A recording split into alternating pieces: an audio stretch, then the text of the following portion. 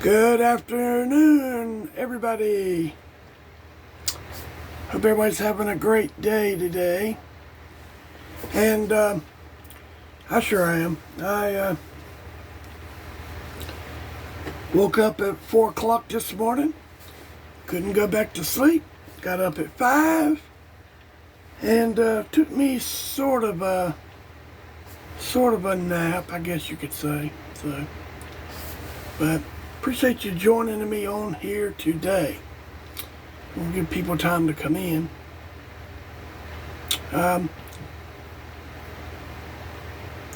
We are going to be starting the book of Mark today. Our study on the book of Mark. I'm going to start with the introduction today.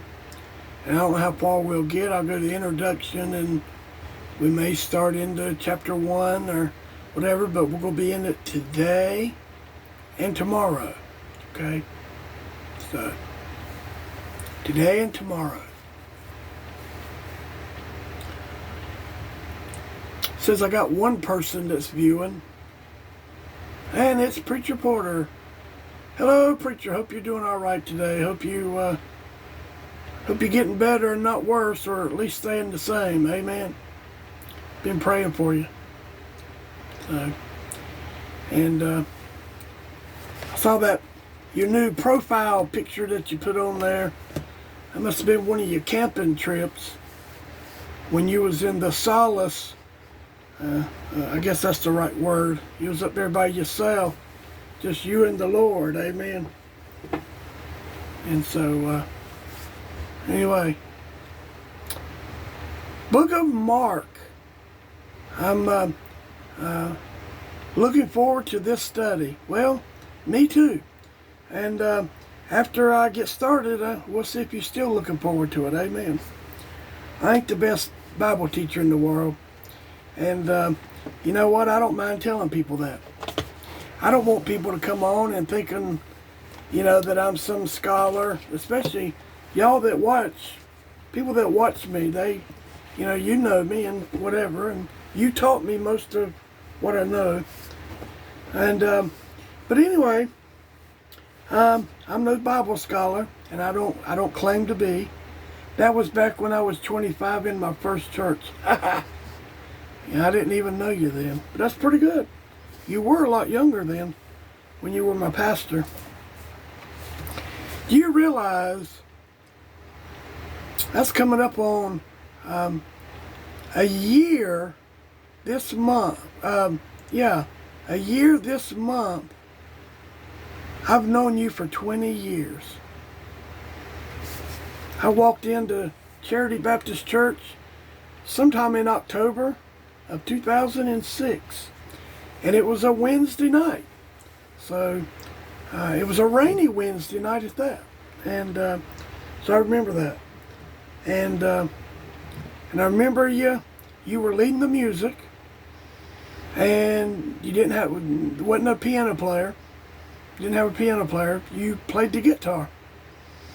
And so you got your guitar out and you started leading the music, and I went, I'm home. And my pastor, Alan Friedel, when I was in Morganton, he played the guitar and led the music. And so that reminded me when I walked in, I went, I'm home.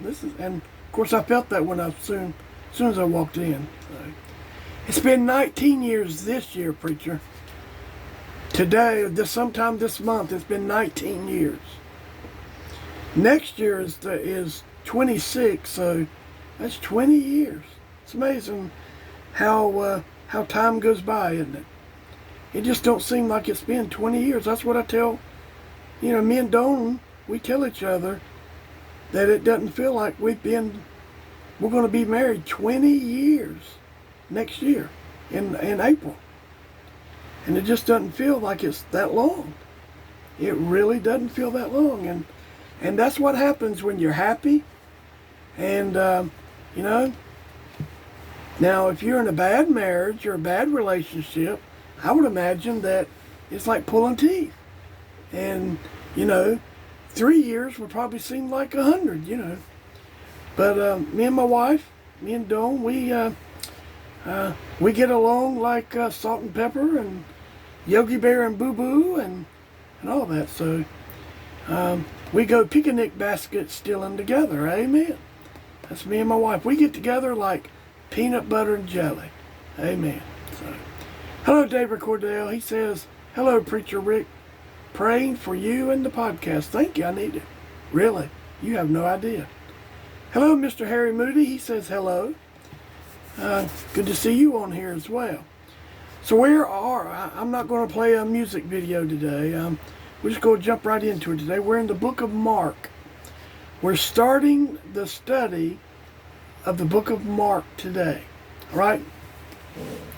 I hope you've been anticipating this.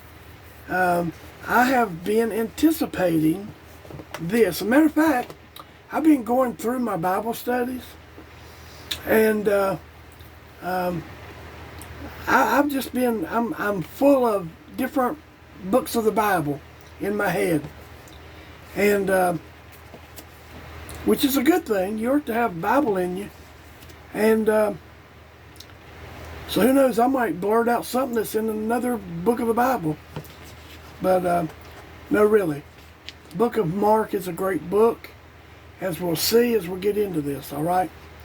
So we're going to go to the introduction. We're going to start the introduction, and I might get into the first chapter today. I don't know. This book, I'm going to take it very slow. Okay. We're going to go through it on I'm going to say maybe not quite a snail's pace, but I want to go through it and really dig out some stuff from this book. I remember when I was at Charity, and Charles Cook taught this in the men's Sunday school class, and I've thought about the book of Mark ever since then. The way he taught it, I mean, but I just love it. Of course, I love all the books of the Bible, and my favorite one would be the book of John, but the book of Mark. All right, we're going to get into it. The author and the date. So, we know that it's John Mark that wrote this, and we know that he was a companion of Peter.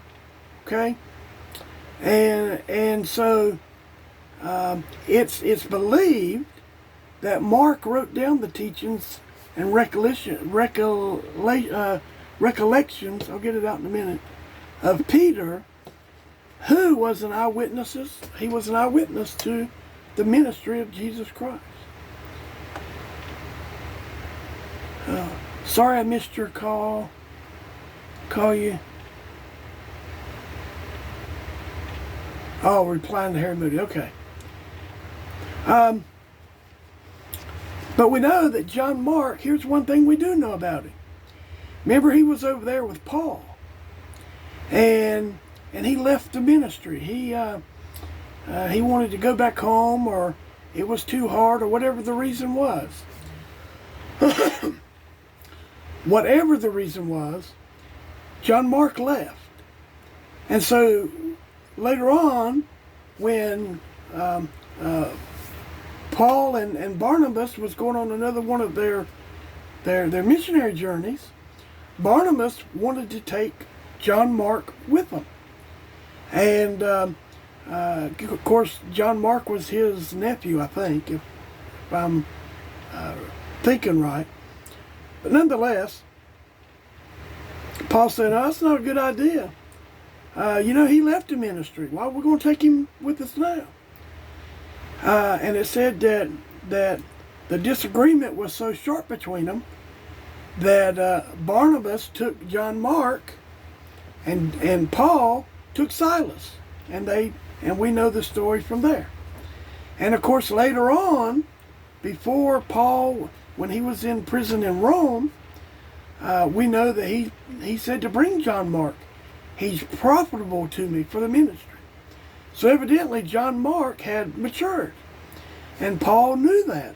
For whatever reason, he knew that John Mark had matured, and he was good for him. He would be good for him. So anyway, but this is John Mark that wrote this, all right? Just so you know that. And they met they were meeting at his house, at his mama's house, I guess it was, where Lydia came to the door, and she didn't let Peter in when he come knocking after the angel got him out of prison. And anyway, that was the house they were at. I think maybe it wasn't Lydia, it was whatever her name was. But anyway, this is that John Mark, okay? I just want you to understand who it is. Now this date, it's probably written, now it was the first of the four gospels to be written. All right? It was the first one, and likely between 65 and 70 AD. Okay?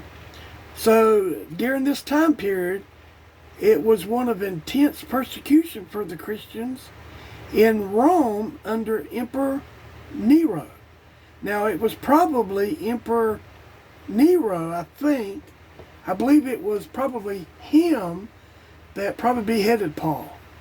Now, I know I got at least one preacher listening to me, so he can tell me whether I'm right or wrong. But I think that's right. I think it was Nero that beheaded Paul, or had him beheaded, whichever the case was. And so the gospel's emphasis on suffering and martyrdom is thought to be a direct response to this historical context, encouraging believers to remain faithful. Okay, so encouraging these people, the believers, just to remain faithful. Just, you know what? And that's an example for our time as well. We're supposed to remain faithful. Amen. The preacher that preached last night, Troy Tucker, at our Jubilee, I think he touched on faith. Joseph Porter, Preacher Porter, he says that I'm right. Okay. But anyway, in the service last night, Troy Tucker, he touched on this. He preached from Psalm 37 or 39, 40, somewhere in there. It's amazing what you remember and what you can't remember. Might have been 40. Might have been Psalm 40. But nonetheless, he was a good preacher last night. I've never heard him preach before. And I think I've saw him around at different meetings. And I keep hearing buzzing. But anyway, you'll just have to message me. Anyway, but I saw him at meetings before, but I never heard him preach. And he did good. He went on for about 45 minutes last night. Okay, maybe it was about 45 minutes, maybe a little less. But anyway, it was good. And you know what? It didn't seem like it was too long. It didn't seem like, I didn't get bored, if you will. He kept it interesting. So, and he kept us wanting more. And that's what you're supposed to do as a preacher. Don't bore the people into boredom, right? And so, but anyway, he was a good preacher last night. Hey, Preacher Sonny, glad you was able to get on here. I haven't went far. You haven't missed a whole lot at all. I'm doing the introduction to the book of Mark, right? And thank you for that message this morning. It was a great message. It's a message needed for today that you preached this morning. Amen. So anyway, so it was a time period in AD 65 and 70, and people were getting persecuted, wasn't they? We like to say today, well, man, why are they persecuting me for? Why are they persecuting? Hey, yeah, thank you, preacher. But you know what? We haven't been persecuted nowhere near what they were in that day. Okay, even when over in England, people left over there, and that's where we started our country. They wanted freedom of religion. They wanted to go and be free to worship however they wanted to worship. Not, and that's what happened. And I personally believe that that the gospel message of Jesus' day, the message that he preached in Peter and all of them, I truly believe it's closer to a Baptist than any other denomination. All right? I just believe that with all my heart. I do. Because the King James Bible, it's the way that it's written. I don't know how all these other denominations come to be. Because when the gospel first started, it was started, and it was the Church of God, right? And it wasn't the denomination Church of God. It was the Church of God. And so how it got from that, well, I know how it did, because this person said, well, I kind of don't like this part of this. I think we ought to change it. And then this person said, well, I don't like that part. Then this person, I don't like this, that, or the other. And that's how it got started. Man got involved in it. And that's how denominations got started. But when the church started, it wasn't that way. It was one gospel, and it was preached that way for probably hundreds of years before denominations started changing it. So, then we get to the audience, the target audience. So it was written for the Gentile people, the non-Jewish Christians. Probably in Rome, it was wrote to the Greeks, the way he wrote it, and I truly believe that. Matthew's gospel is mainly to the Jews. Mark's gospel is mainly to the Greeks, or to the Romans, or to the Gentile world. Luke, he was writing, he was just writing to inform people what happened. And I can't remember who he was necessarily writing to. But John, when he penned his down, he was wanting the world to know that Jesus was the Son of God. And so each one of these men, even though some of these were wrote about the same time, or within a few years of one another, I think, but nonetheless, they were eyewitnesses, except, Matthew and John, they were eyewitnesses for sure. Now Luke went through the records, and he wrote to Theophilus, this governor or some person that was that had a man that was I guess he was a higher up. I guess I don't know what you'd say, but nonetheless, so Mark was writing primarily to the Greeks or to the Gentile world.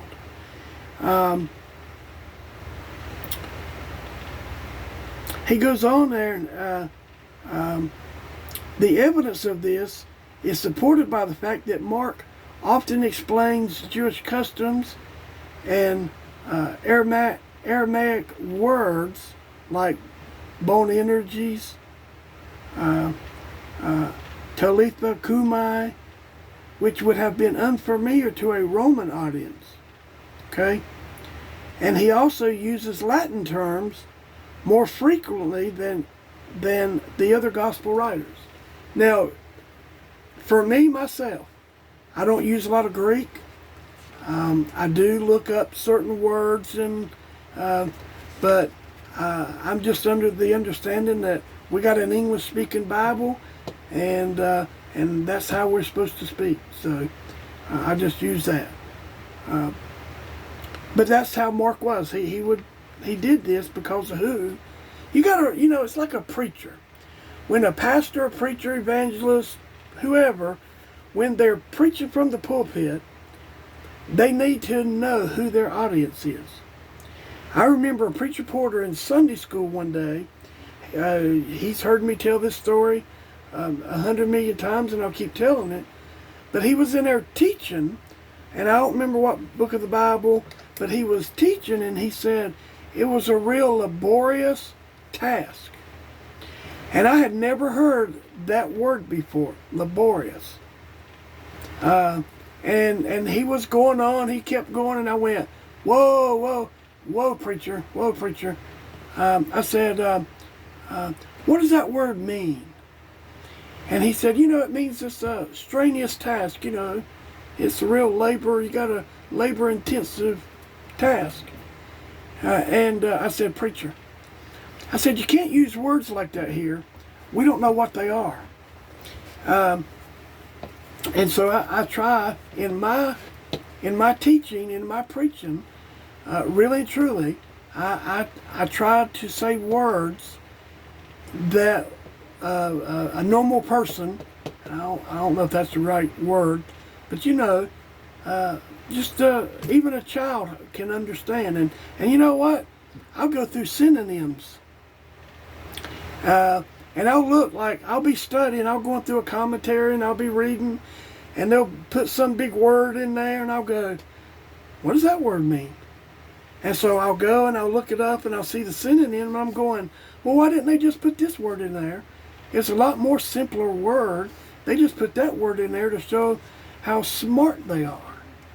So, but anyway, I try to use simple words if I can. So we see some key themes and characteristics here in the book of Mark. We see Jesus as the suffering servant. So now this, in the book of Mark, is a central theme. Jesus' identity, not as a conquering political king, but as the suffering servant. You know what? Jesus Christ, He didn't, but it made you study. Yes, it did, Preacher Porter. And I still, every time I come across that word, I think of you. But it did. I do study. And it made me, I'll say, a better studier. I'm still working on that deal. But Jesus didn't come to this earth as some conquering king. And the Bible that they had of the time, they should have known, especially the scribes, the Pharisees, the Sadducees, and they were supposed to be doctors of the law. But you know what? Here's the thing. They wanted a conquering king to come and take the Roman rule away, so they can just really put their thumb on the people. I think that's what it was. Jesus came along, and he broke up their apple cart, didn't he? He broke up their little clique that they had, and they didn't like it. He convicted them on numerous occasions, and they didn't like it. And they said, well, we'll just kill him. We'll get him out of our hair. And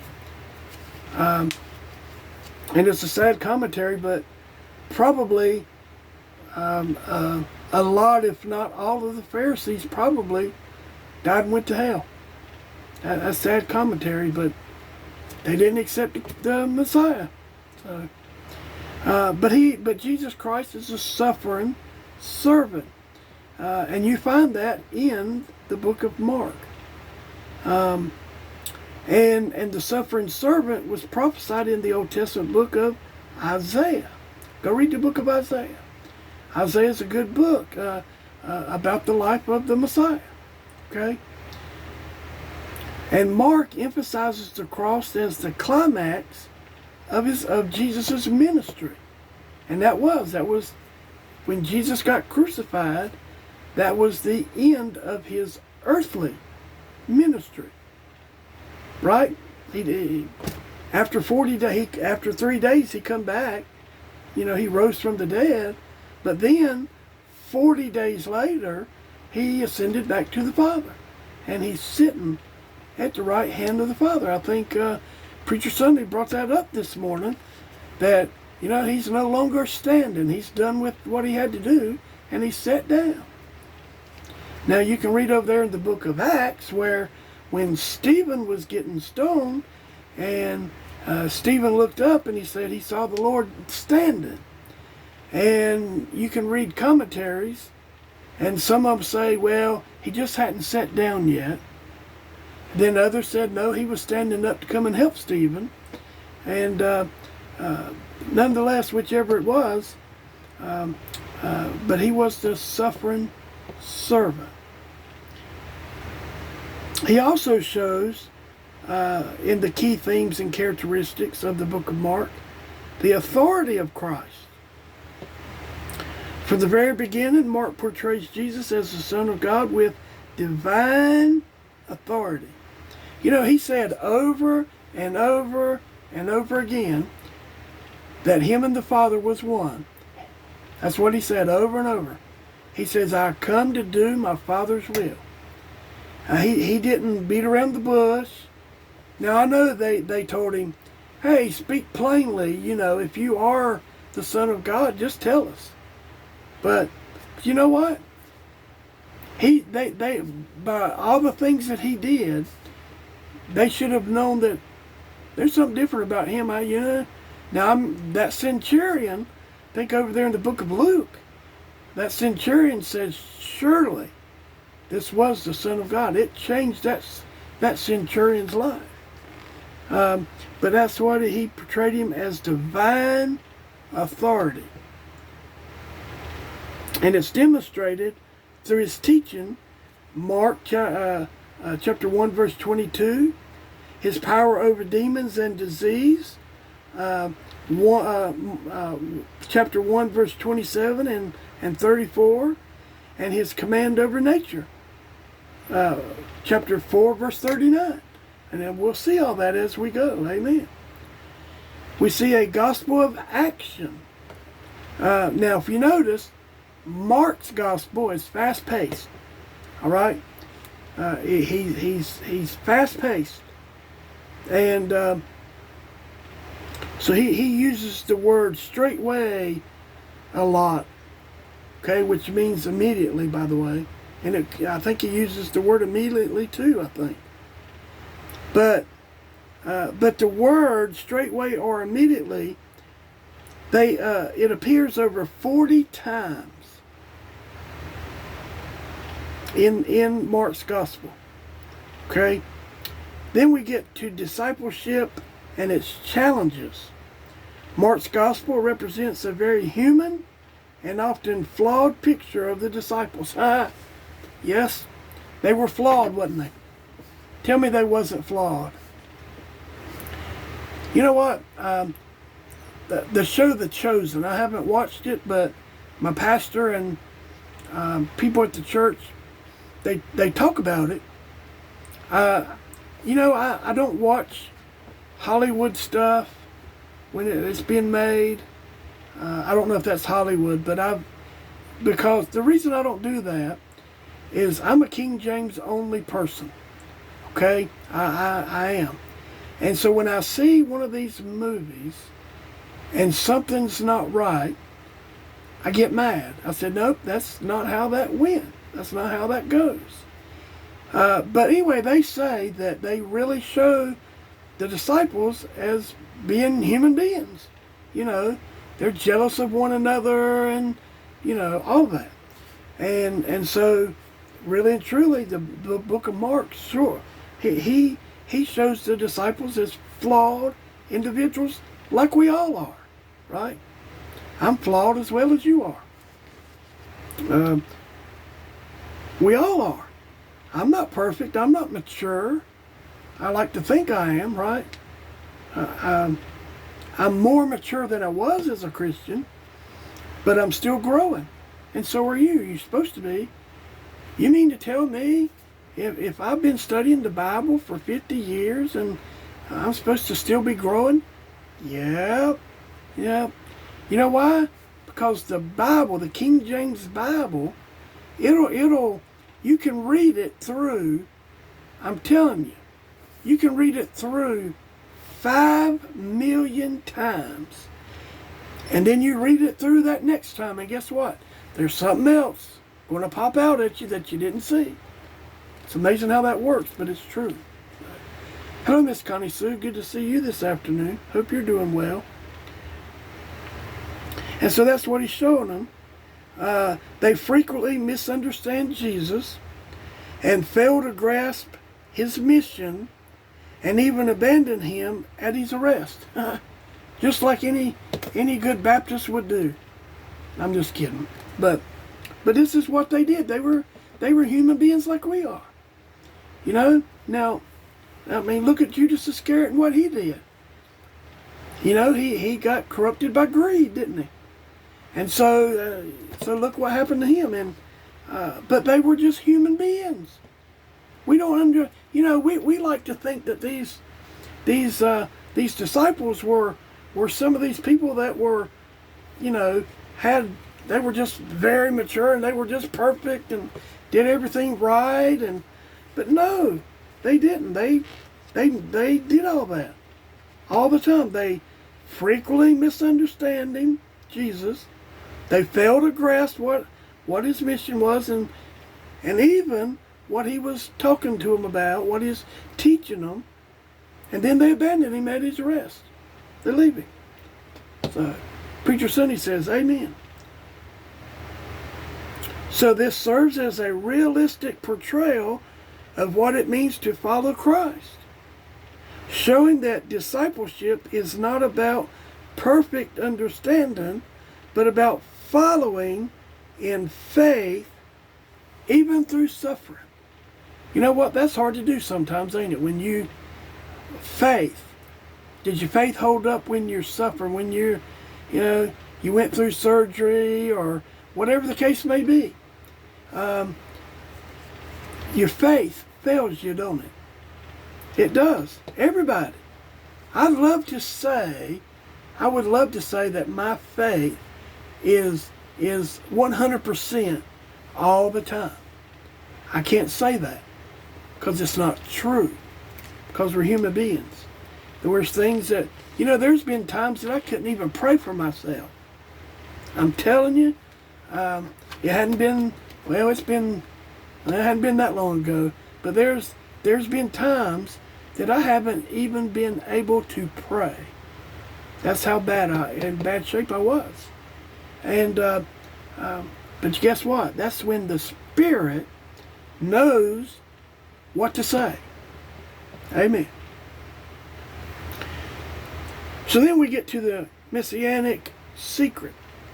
So throughout the gospel, this Mark's gospel, Jesus repeatedly commands those he heals or the demons he casts out to keep his identity secret. What about that?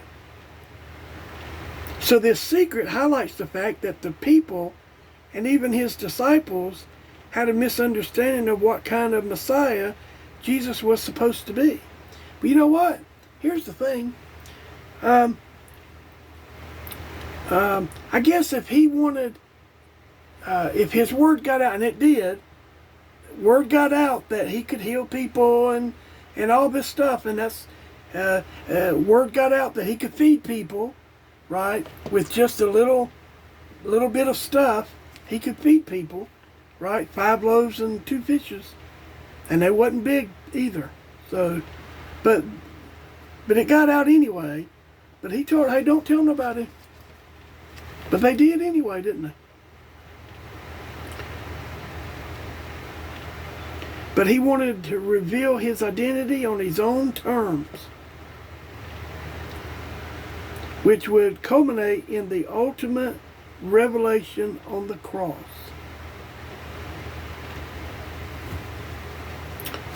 Think what he did on the cross for me and you. All what he went through, all the beating, spit on, the shame, the humiliation, everything. He went through it for me and you. And you know what? He don't have to do it again. He did it right the first time. Amen. He needed one sacrifice. He don't have to go year after year after year after year, because that was just covered. The sins were just covered then. And so he did it one time, and he don't go back and do it again. And so that's where eternal security comes in. Once you get saved, if you truly get saved, you're saved. You can't lose it. And guess what? Here's the thing. It's his faith anyway. And I can't hold on to my salvation.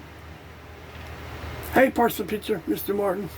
Yeah, I'm about done, so I'm doing the introduction to the book of Mark. Okay? He's not going to do it again. And so when we get saved, we're saved. He's not an Indian giver. He's not an Indian giver. He won't take it back. But once you're saved, you're saved. And you can't become unsaved. How about that? You say, you mean it gives me a license to sin? No. Don't misunderstand what I'm telling you. You got this robe of flesh on you. It's not saved. And the Bible plainly tells us that the spirit and the flesh, they war against one another. Okay? All the time. And let me just say, when you become a Christian, things don't get easy. I don't want to tell you something, that's not so. Being a Christian, there's times it's really hard. Okay? But that's where your faith comes in. That's where you got to rely on the Lord. Okay? But once you get saved, the devil's going to be on you like white on rice. Right? So we get to the outline. I'm about done with the introduction. And the outline of the gospel, well, we have the introduction, and that's chapter 1, verses 1 through 13.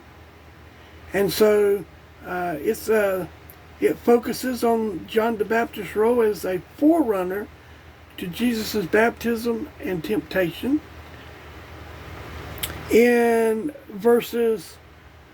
chapter 1, verses 14, all the way through chapter 8, verse 26, we see Jesus' ministry in Galilee. He preaches, teaches, calls disciples, and performs numerous miracles, demonstrating his authority and provoking both amazement and opposition. Isn't that true? Then we see the journey to Jerusalem in chapter 8, verse 27, all the way through chapter 10, verse 52.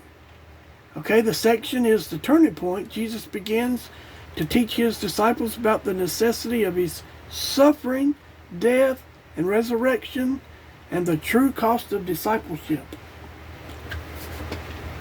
I just got the notification of you going live. Wow, I've been on since 4 o'clock.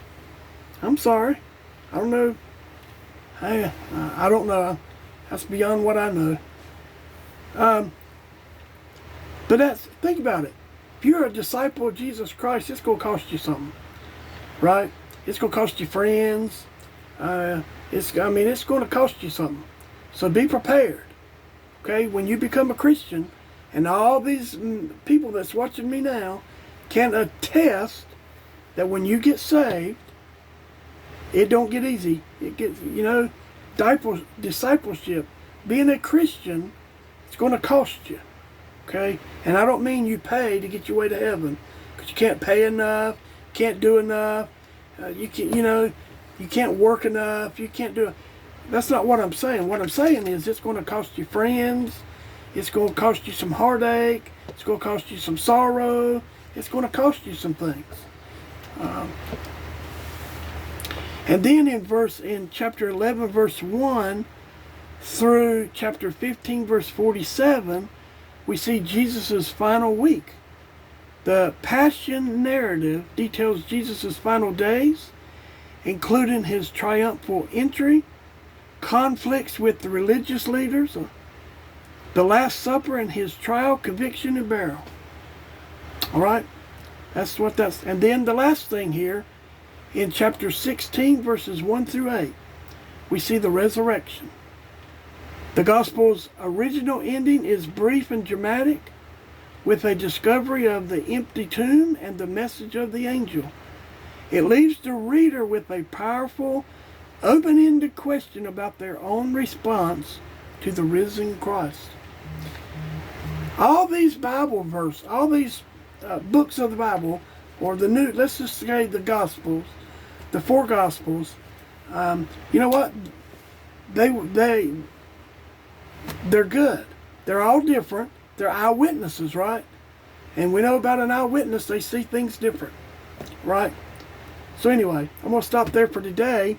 So we'll start in chapter 1, Lord willing, tomorrow at 4 o'clock, right? And so I hope you join me back then. Pray for our revival meeting, or our Jubilee. It started last night and it goes through Thursday. And so I'm looking forward to that. It was great last night. We are live streaming it. You can go on to Blessed Hope Baptist Church and find it. And I looked on there to see on our Facebook page how it was put on there, and it's Blessed Hope Baptist Church. And I know there's probably who knows how many Blessed Hope Baptist churches, right? I just love Facebook of like, that's what Parson Mr. Martin says. Yeah, it's never know about it. Anyway, but pray for that. But like I say, I'll be back on tomorrow, and pray for Bill Jones. He's home from the hospital. Now he's gonna have to wait a week to see about the pathology, whether he's got cancer in his lymph nodes or not. And he said they cut him from ear to ear, in the back. And so I started to tell him that whether he walks forward or back, he's going to be smiling from ear to ear. But I didn't feel right by telling him that. But prayer, be much prayer for him. All right, that he'll have speedy recovery. And this Larry Lott, he's my granddaughter's Paw grandfather in West Virginia. And anyway, he had bleeding on the brain. He had a stroke. They found out that he had a stroke. And anyway, so they were supposed to take the breathing tube off today. They're supposed to take it out today. Whatever they call that thing. And they're taking it out today. He won't be on that. If he does well, I guess. You know how that is. And so be much prayer for him. Okay? Larry Lott. L-O-T-T. Okay? And he fell when he had that stroke. When he fell on his face and he broke his optical bone. So, bless his heart. But be much prayer. He's in Morgantown, West Virginia. He was life flighted there yesterday. I think it was yesterday. I get them mixed up now, but be much prayer for him. He's I don't know whether he's saved or not. I really don't know, but anyway. All right. So, Lord willing, I'll be back on tomorrow at 4. David Cordell says, good message. Thank you. And Preacher Sonny says, a great lesson today. Thank you. Thank you, Preacher. Thank y'all for coming on and watching and listening. Spread the word if you like this. If you know. Anyway, share it into the stratosphere. I don't know. Anyway, whatever that place is. All right. But I thank you for listening and watching. Until next time, may God bless you.